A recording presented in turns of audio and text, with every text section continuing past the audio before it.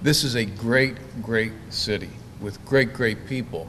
And what drives me is that those folks, their passion, their desires, and what they need out of life, and serving people. One of my favorite engines, of course, too, is the Pioneer Zephyr. The Pioneer Zephyr is a stainless steel beauty, and it was a luxury train of its time. Good afternoon. I'm Linwood Sloan. Welcome to the atrium at City Hall here in Harrisburg for Third in the Burg and the Mayor's Brown Bag Atrium concerts.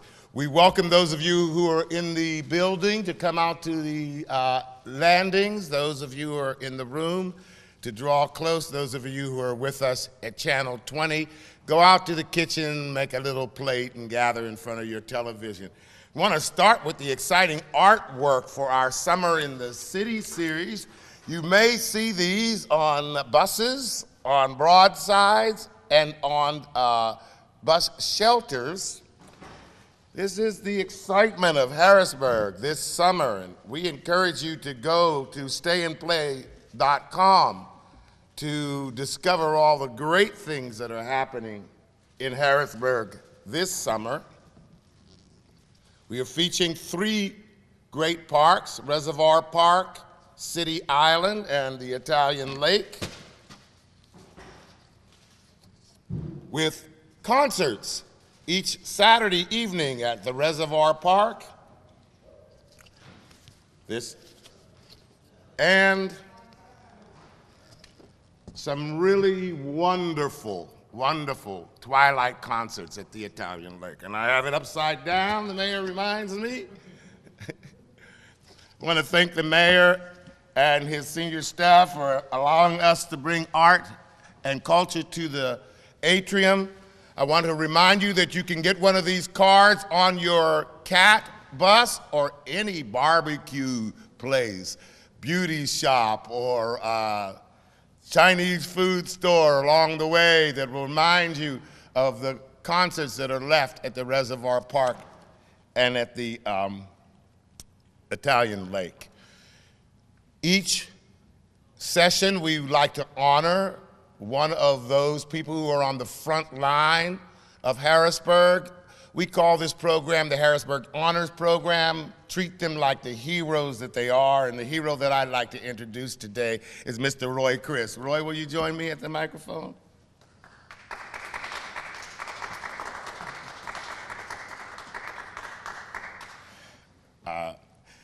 Besides a paycheck, my true paycheck here is the intellectual pursuit and the intellectual engagement with my colleagues and friends who help to serve the mayor and the city. And Roy, I always like those airport maps that say you are here. So help us first by establishing your department, and it's so that we can get an understanding of the jurisdiction and the breadth of your department. Well, our department is the Department of Building and Housing, and that encompasses many, many things.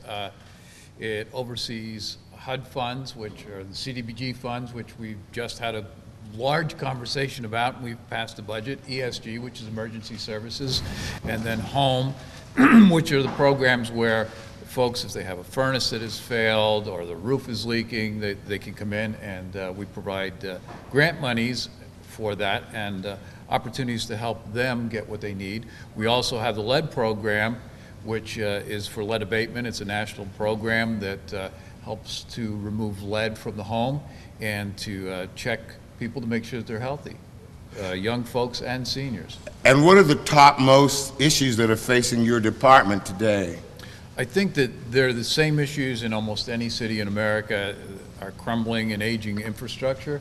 Folks, we've got an economy where things have slowed down, so we have folks who just need some help with their homes and things like that. But also, as a city, with the mayor's direction and with this new team, we're focusing on doing things in our community, with parks, with the police department, with a whole array of things that we haven't really looked at doing before. Now, you have this incredible synergy and synthetic, in the best sense of that word, elastic partnership with all of the different interagencies. How do you touch some of the other agencies? Well, it's a team. It's a team. Everyone here with the mayor's direction, we are very committed to working together. We don't work in a silo. We have our department. If the police department needs help, we work with them. If the Parks Department needs help, we find a way to make it work.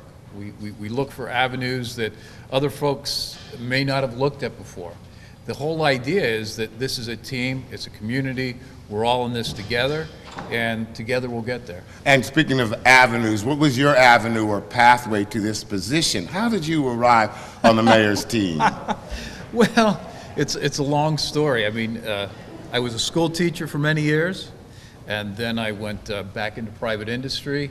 I had worked in construction. I had worked at AMP as a quality engineer, and then as a project manager installing robotic equipment all over the country, high-rise warehouse distribution centers, and then I had the great honor of serving on the Harrisburg School Board for many years, and having met the mayor and knowing him and having conversations, there was an energy there that was undeniable, his passion for this community.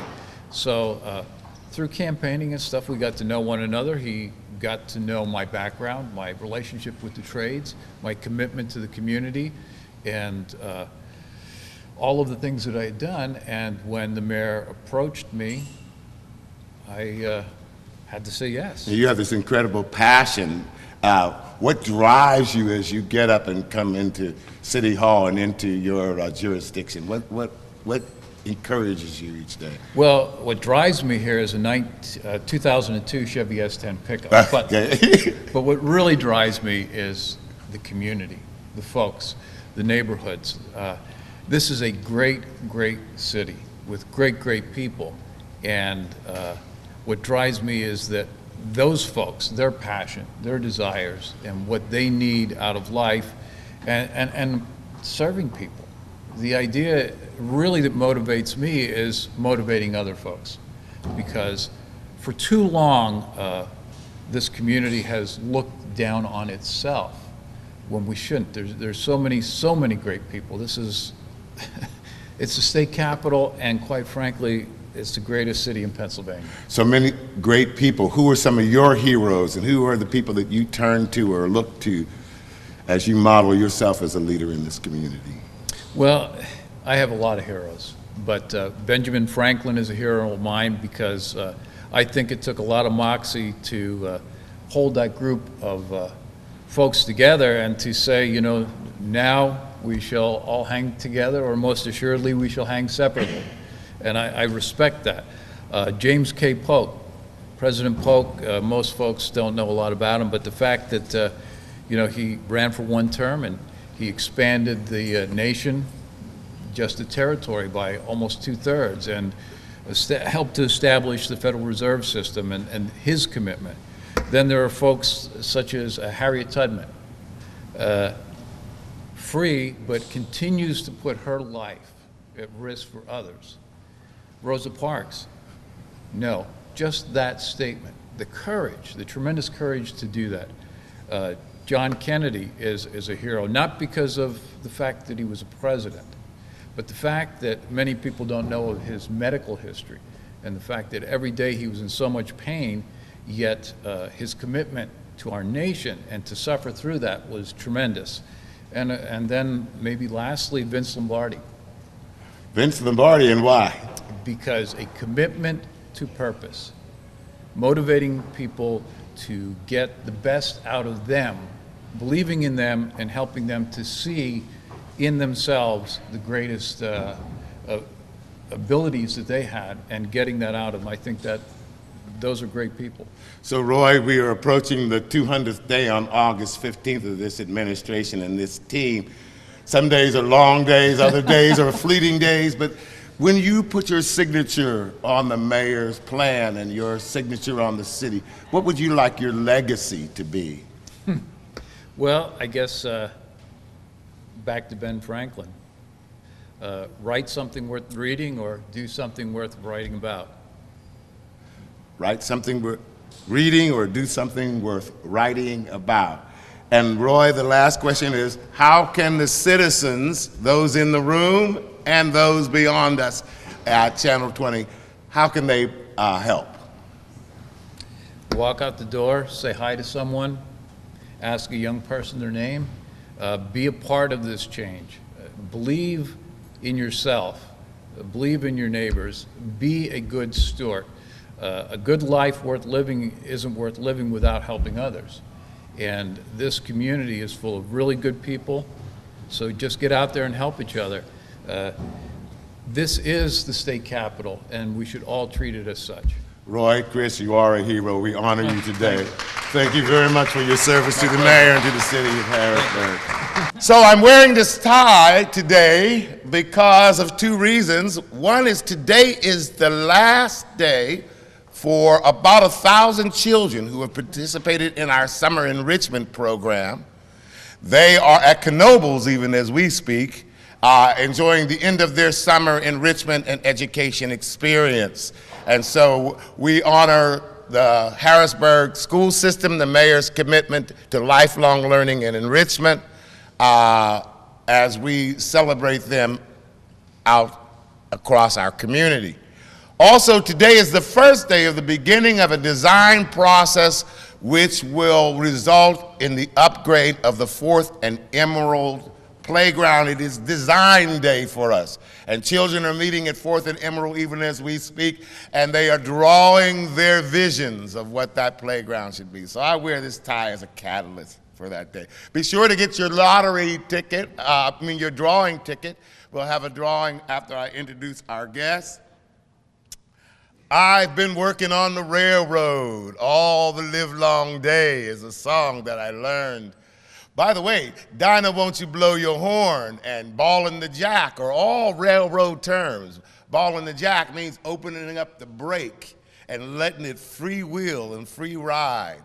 A lady who is ballin' the jack every day is our guest today, Miss Joy Robinson, and I asked Joy if she will come to the platform.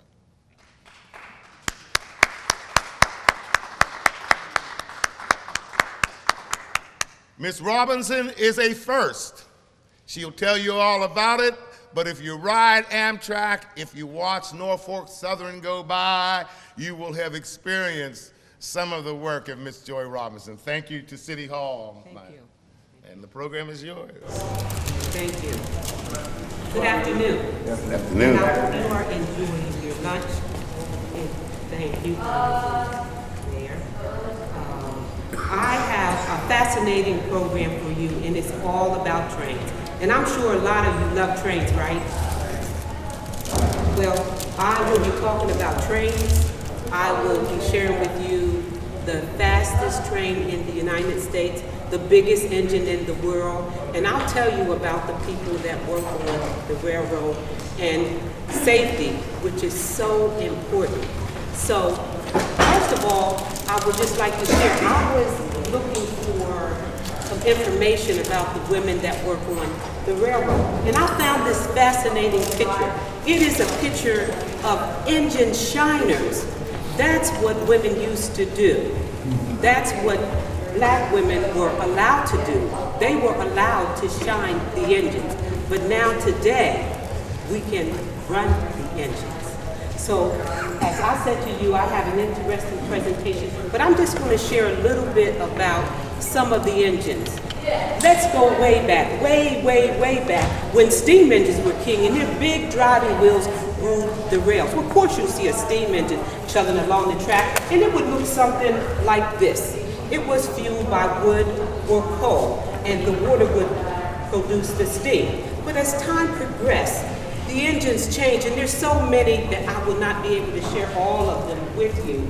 But the GG1 is one of the engines that replaced the steam engine. And it sits over on the Amtrak station. But it was hot in the winter, cold in the summer, noisy and dirty all the time, but it was the Cadillac of all engines.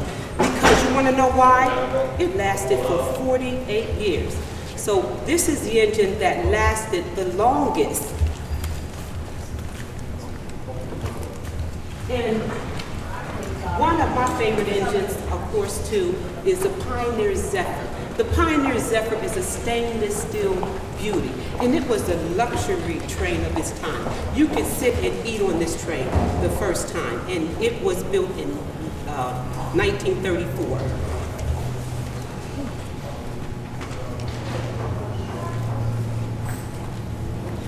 As we move along, Swedish Meatball. This is Amtrak's fast train, and if you ride from Harrisburg to Philadelphia or any place, this is probably the engine that pulls your train. And as Amtrak progressed,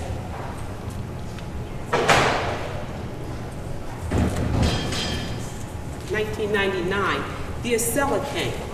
And Acela stands for acceleration and speed because it is the fastest train in the United States. I would just like to see the hands of you that have been on a train. Any on the Acela? Okay, well, you probably would have to go to Philadelphia to travel on the Acela. And the Acela travels up to 150 miles an hour. And this is a fast train, and it's a little more expensive because you have more on the train.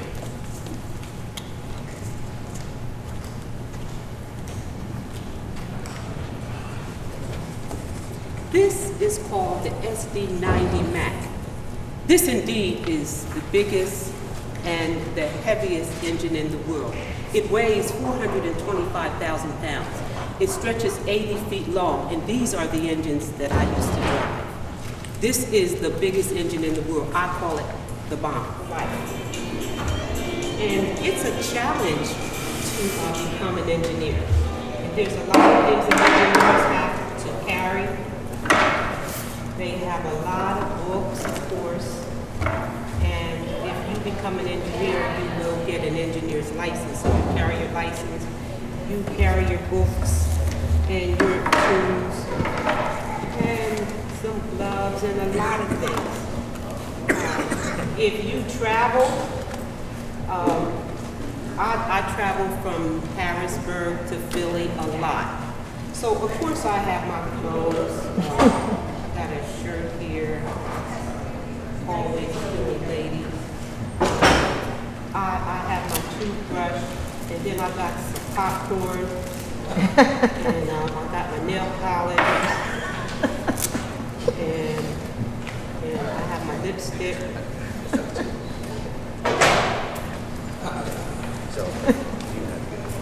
And I got my makeup.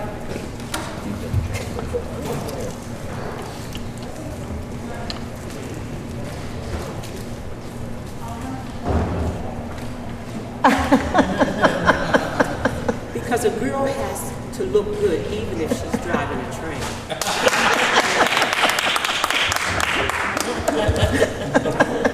But on the serious side, it is important to skillfully stop and start the train.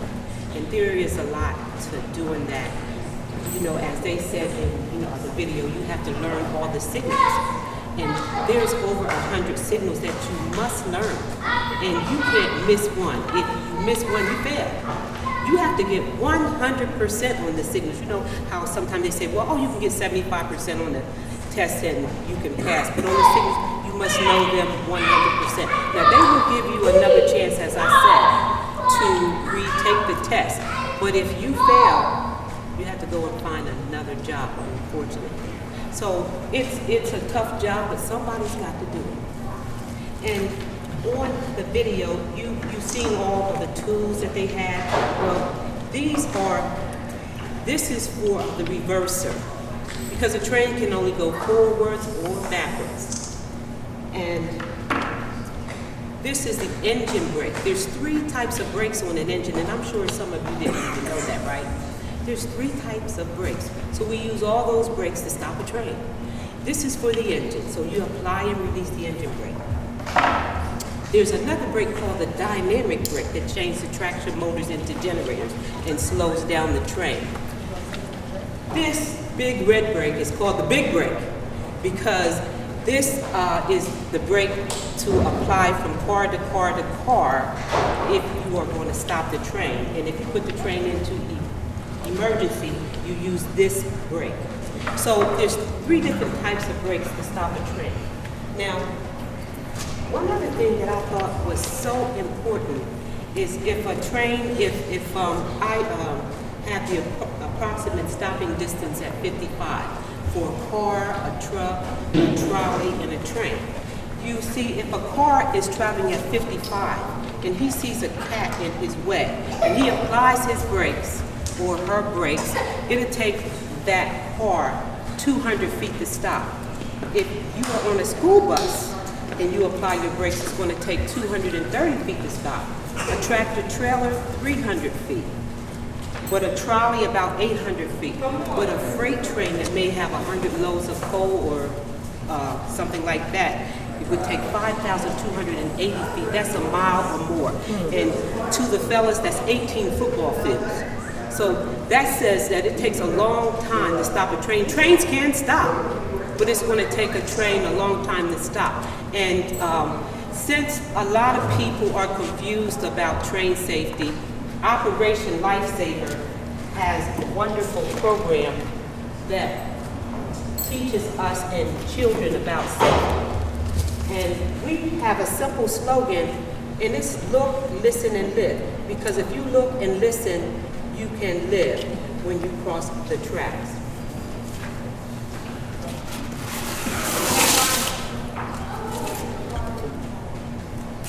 And please remember, any time is train time, because if it's a track, it could be a train. And here's a fella, and he's in his sports car, and he's looking up like, why is a train there? Fella, you're sitting right on the track. So any time is train time. So if it's a track, it could be a train. And trains run 24 hours a day. They run day and night, weekends, holidays, freight trains. But with the passenger trains, there is a schedule. And trains can't swerve because we don't have a steering wheel. We have a reverser, and we have a throttle that we can move it. So here's a fellow, and he's like, train, get out of my way. But the train can't move or swerve out of your way.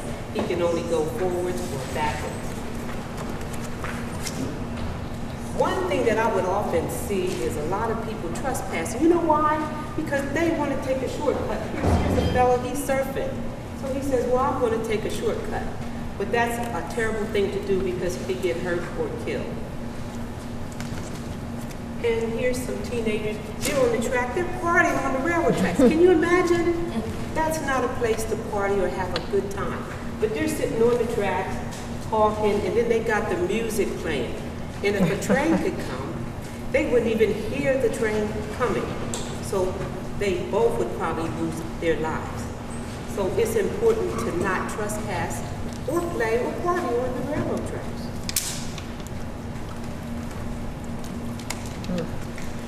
Here is a father trespassing and teaching his son bad habits. He's telling him that it's okay to walk on the railroad tracks. He's probably taking a shortcut because it's close to his house or something, you know, like that. And he's so happy, but a train could come and they could lose their lives.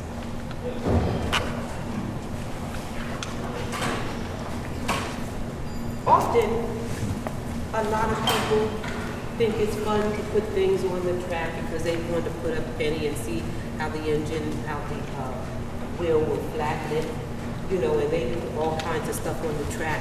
But the terrible thing is those things could come back and hit you, or they can hurt the crew because the train can come off the track.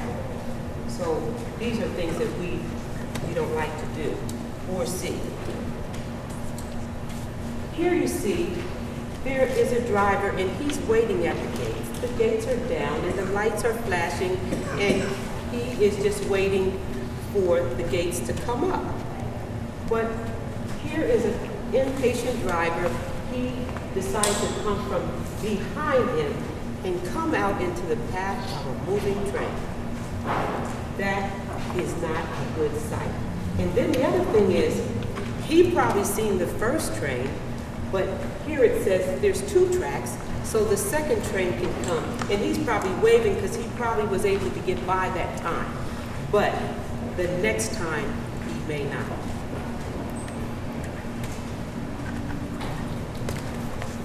Often, vehicles get stalled on the track, and they're trying to start the engine and start the engine, but the safest thing to do is to get out of the vehicle and run away from the track, because the train is coming and it looks like he got a lot of cars. If he has 100 loads of coal and he's coming around a curve and he sees this truck, he's not going to be able to stop. He is going to hit the truck. But these people were smart. They got out and they ran away. So the train will hit the truck, and but they will be saved.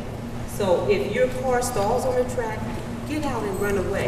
And there's a board that has a phone number that you can call and you can let someone know that it's a problem at this crossing.